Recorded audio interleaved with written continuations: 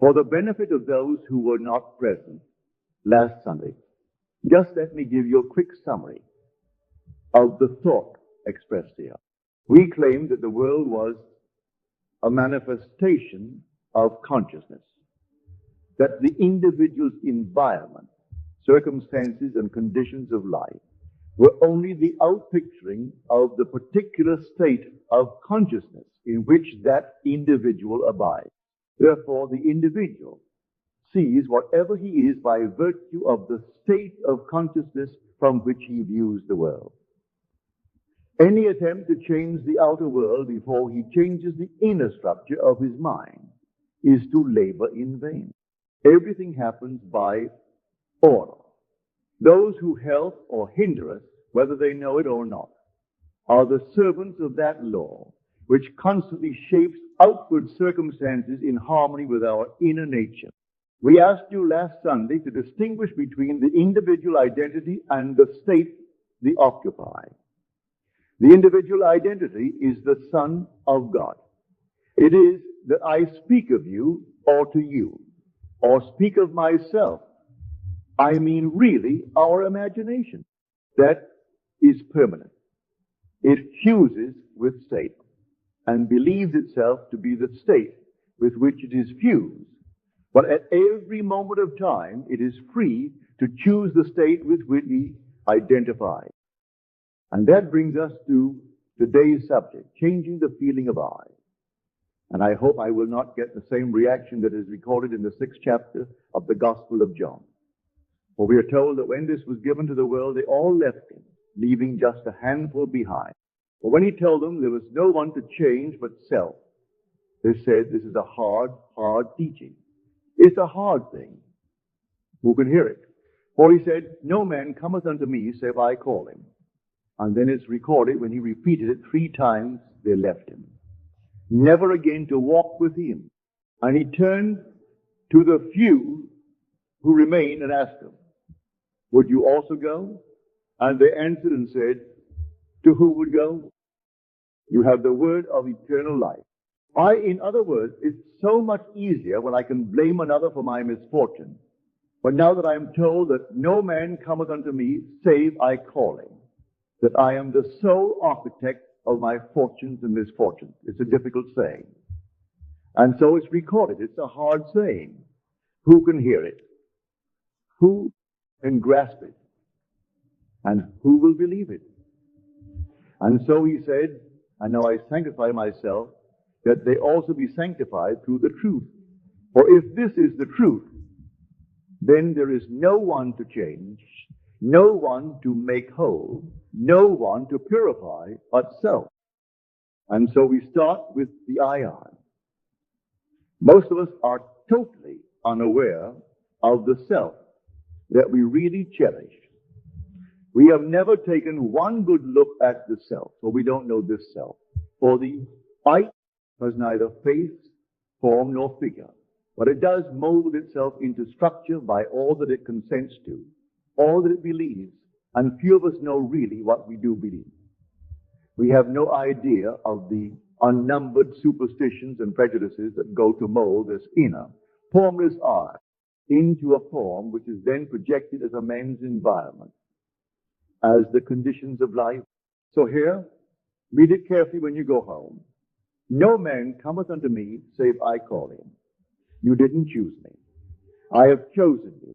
No man can take away my life. I lay it down myself. There is no power to take from me anything that is part of the inner arrangement of my mind. All that you gave me, I have kept, and none is lost, save the son of perdition or the belief in God. And because nothing can be lost but the belief in loss, I will not now assume loss. I will not know of anything you have given me that is good. And so I sanctify myself that they be sanctified through the truth. And now, how do we go about changing the I? First of all, we must discover the I, and we do this by an uncritical observation of self. This will reveal a self that will shock you. You will be altogether, I wouldn't say afraid, but ashamed to admit you've ever known such a lowly creature. And had it been God himself who drew near in this despicable form, you would have denied him 1,000 times before a single cock would crow. You couldn't believe that this is the self that you carried around and protected and excused and justified. Then you start changing this self after. By an uncritical observation, you make the discovery of that self. For the acceptance of self is the essence of the moral problem of the world. It is the epitome of a true outlook on life. For it is the sole cause of everything you observe. Your description of the world is a confession of the self that you do not know. You describe another. You describe society. You describe anything. And your description of the thing you observe reveals to one who knows this law the being you really are. So you must first accept that self. When that self is accepted, then you can start to change. It's so much easier to take the virtues of the gospel and apply them as the word of life, to love the enemy, to bless those who curse us, and to feed the hungry. For when man discovers the being to be fed, the being to be clothed, the being to be sheltered, the greatest enemy of all is that self, then he is ashamed, completely ashamed that that is the being. For it was easier to share with another something that I possess, to take an extra coat and give it to another. But when I know the truth, it's not that. I start with the self, having discovered, and start with change of that self. Now let me tell you a story. A few years ago in this city, I was giving a series of lectures down near that lake. I can't even recall the name of the lake, but it was some Parkview Manor was the place where I spoke, and in that audience was a gentleman who sought an audience before the meeting. And we went across the street into the little park there, and he said to me that he had an insoluble problem. I said, there is no such thing as an insoluble problem. But he said, you do not know my problem. It's not a state of health, I assure you. It is, look at the skin that I wear. I said, what's wrong with it? It looks lovely to me. He said, look at the pigment of my skin. I, by the accident of birth, am now discriminated against. The opportunities for progress in this world are denied me just because of the accident of birth, that I was born a colored man. Opportunities for advancement in every field. Neighborhoods that I would like to live in and raise a family. I couldn't move in. Where I would like to open up a business, I couldn't move into that area. Then I told him my own personal experience, that I came to this country. Well, I didn't have that problem, but I was a foreigner in the midst of all Americans. I didn't find it difficult.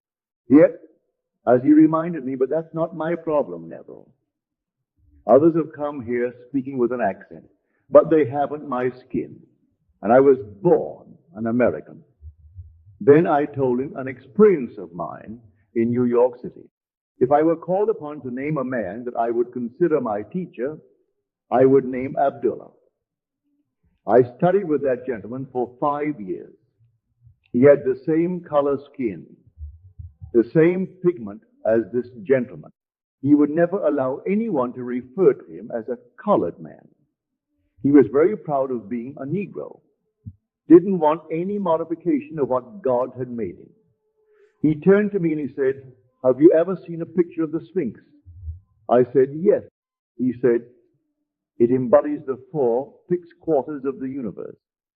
You have the lion, the eagle, the bull, and man. And here is man.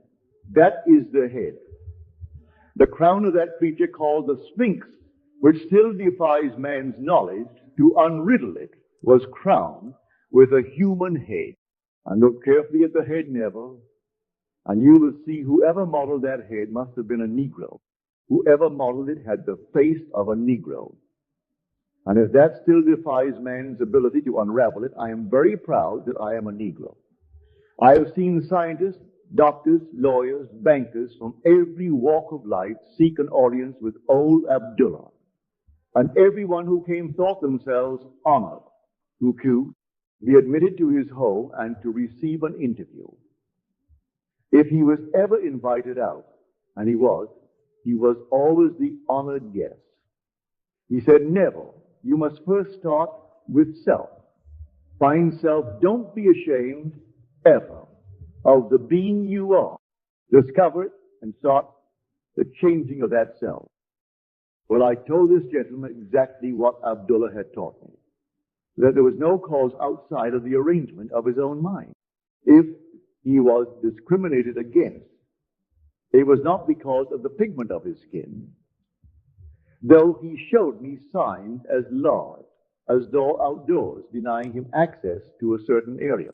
The sign is there only because in the minds of some men, such patterns are formed, and they draw unto themselves what now they would condemn. That there is no power outside the mind of man to do anything to man, and he, by the arrangement of his own mind, by consenting to these restrictions in his cradle and being conditioned slowly through his youth, waking into manhood, believing himself set upon, would have to be set upon. But no man cometh unto me, save I call him. So then someone comes to condemn or to praise. They couldn't come unless I call them. Not a man called Neville, but that secret being that is not called Neville. The secret being that is the sum total of all of my beliefs, all of the things that I consent to, that form a pattern of structure. That secret being draws unto itself things in harmony with itself. Well, that man went away and wrestled with himself. He couldn't believe everything I told him. Not that night, but last Sunday morning in the lobby, he came forward and we renewed the friendship. He took me next door to show me the fruit of this teaching. He said, Neville, it took me almost 3 years to really overcome that fixed idea that I, by the accident of birth, would be a secondary citizen. But I overcame. But I went for an office on Wilshire Boulevard. I picked this one not because it was the only one offered. 4 equally wonderful spots were offered me. I took this one because it had greater telephone facilities, but the others were equally good. Now here is my office. Now you couldn't judge my income from this office, lovely as it is. Everything is nice about it, but Neville, this year I will get $250,000. Well, in America, that is still a fabulous sum of money. It will be staggering in any other part of the world. But even in fabulous America, a man to net $250,000 is really up in the very highest of brackets. And that was the man that a few years ago told me the whole vast world was against him by reason of the accident of birth. He knows now he is what he is by virtue of the state of consciousness with which he is identified. And the choice is his to go back to the restrictions of his childhood when he believed the story, or to continue in the freedom that he has found. So you and I can be anything in this world we desire to be if we will clearly define our aim in life and constantly occupy that aim. It must be habitual. The concept we hold of self that is noble must not be put on just for a moment and taken off when we leave this church. We feel free here. We feel that we have something in common. That's why we are here. But are we going to wear the noble concept we now hold of self when we go through the door and enter that bus?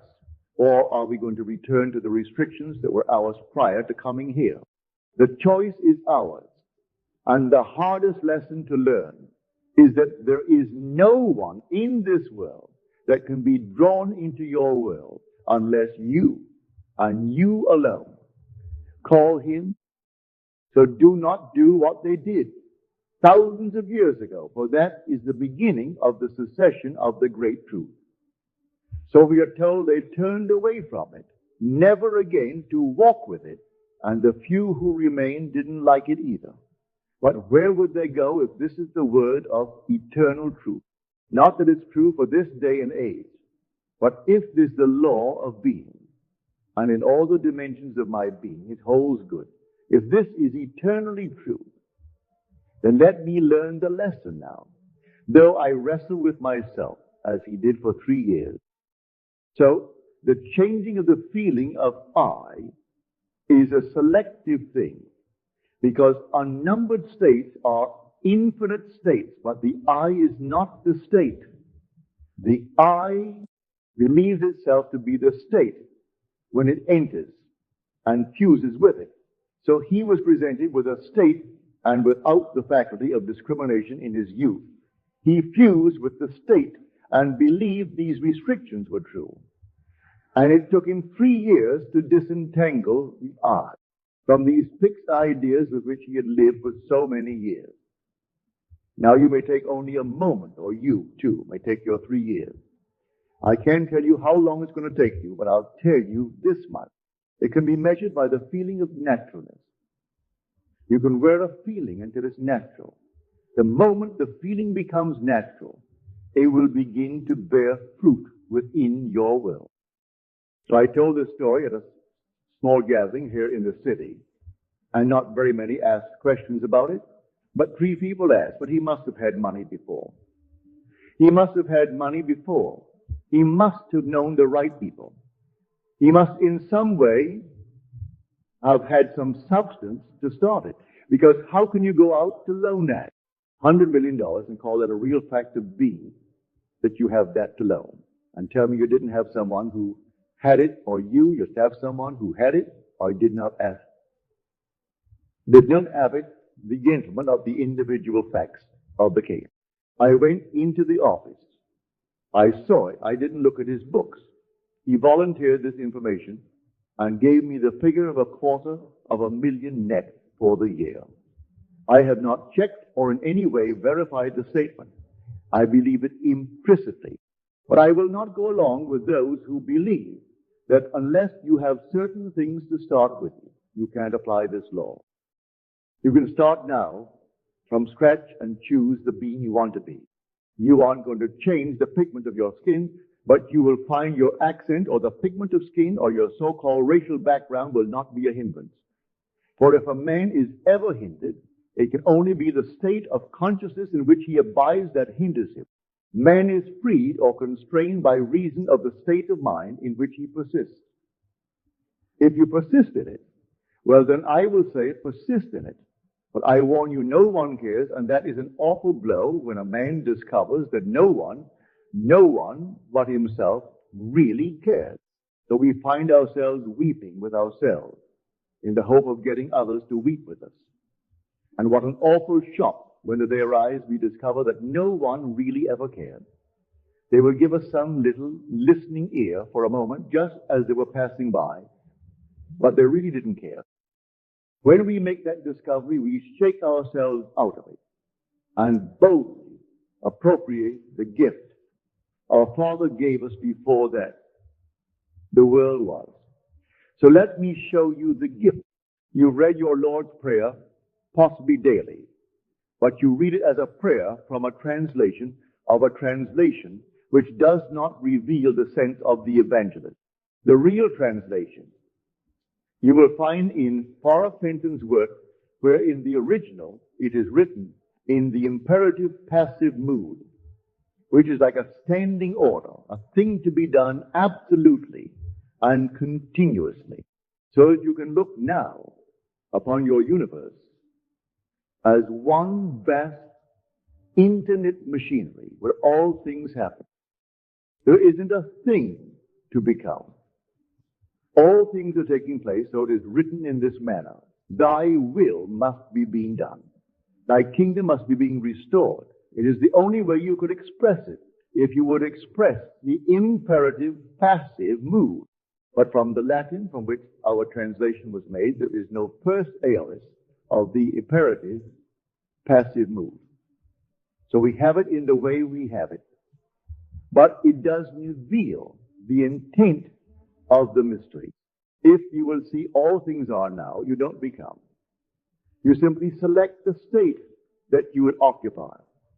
Occupying it, you seem to become, but it is already a fact.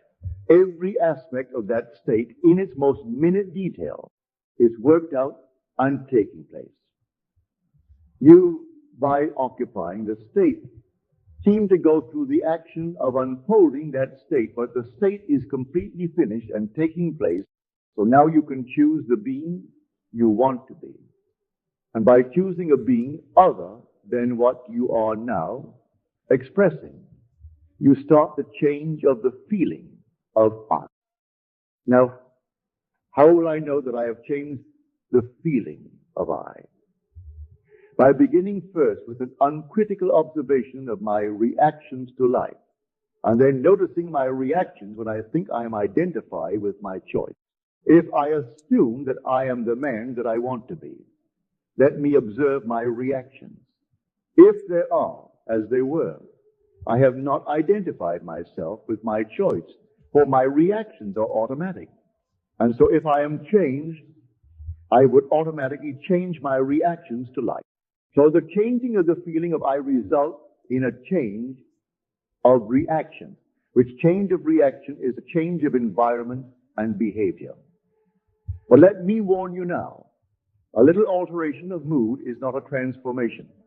It's not a real change of consciousness, because as I change my mood, for the moment it can quickly and rapidly be, I would say, replaced by another mood in the reverse direction.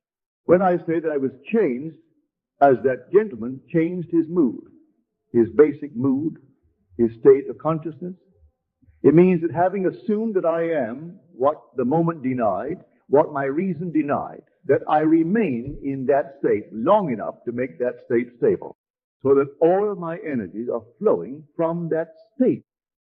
I am no longer thinking of that state. I am thinking from that state. So that wherever a state grows so stable as to definitely expel all of its rivals, then that central habitual state of consciousness, from which I think defines my character and is really a true transformation or change of consciousness, whenever I reach that state of stability, watch my world mold itself, then in harmony with this inner change. And men will come into my world, people will come to aid, and they will think they're initiating the urge to help. They're playing only their part. They must do what they do, because I have done what I did. Having moved from one state into the other, I've altered my relationship relative to the world round about. And that changed relationship compels a change in behavior relative to my world. So they have to act differently toward me. So in changing the I, you start with desire, which we will unfold and elaborate on tomorrow night. For it starts with desire. Desire is the spring of action. For you must want to be other than what you are.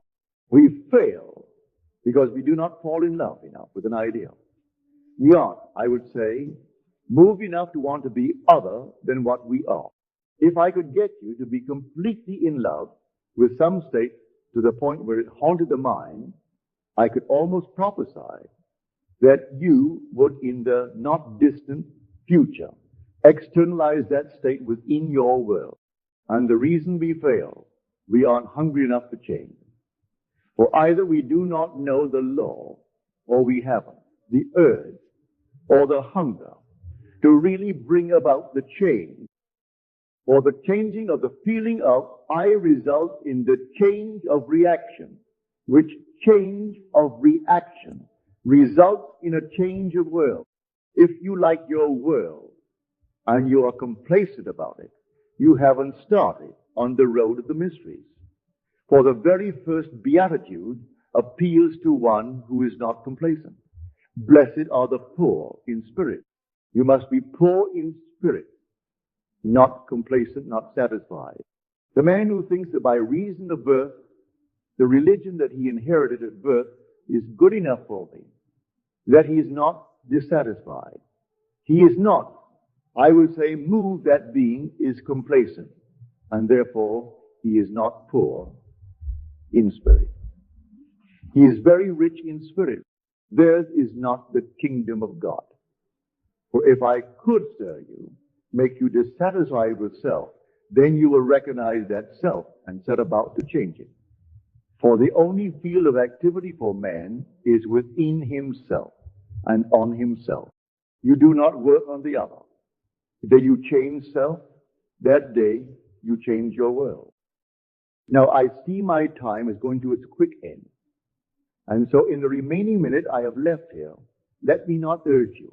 Because if you come to the meeting tomorrow night not really hungry, you wouldn't benefit. But I do hope that many of you are there, even if you are stirred to the point of trying to. I would say, disprove what I told you. I would accept that challenge. For in the attempt to disprove it, I know if you were sincere in your attempt, you would prove it. So I hope many of you will come and take this piece with us. We are here in the city at the E-Bell for 15 nights, Monday through Friday, as Mr. Smith told you, for 3 consecutive weeks. If you can't take all, and I do hope many of you will take all, then pick out the title that appeal to you. Tomorrow night to me is basic. It is the importance of defining an aim in this world, having a goal.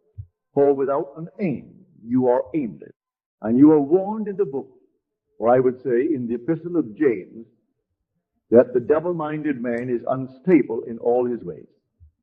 Let not such a man believe that he shall receive anything of the Lord. For he is like a wave that is driven and tossed by the wind. That man never reaches his goal. So you must have an aim. And tomorrow night we will show you the importance of defining desire. There are certain schools who teach you to kill out desire. We teach you to intensify desire and show you the reason for such teaching. Show you what the Bible teaches about desire.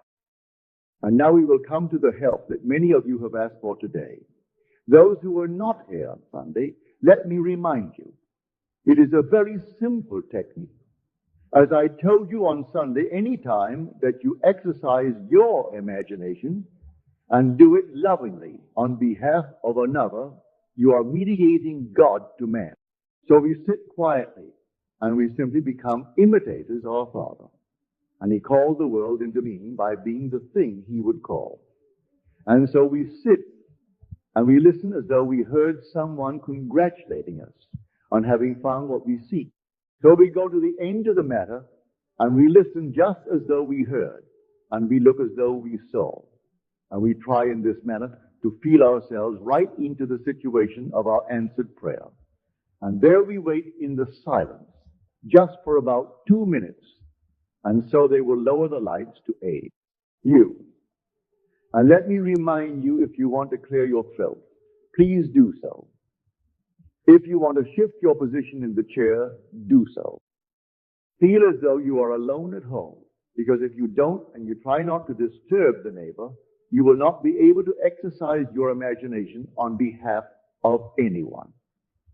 So now I will take the chair and just simply listen attentively, just as though you heard. I'll make you this promise. The day you are very still in mind and really become attentive, you will hear as coming from without what really you are whispering from within yourself.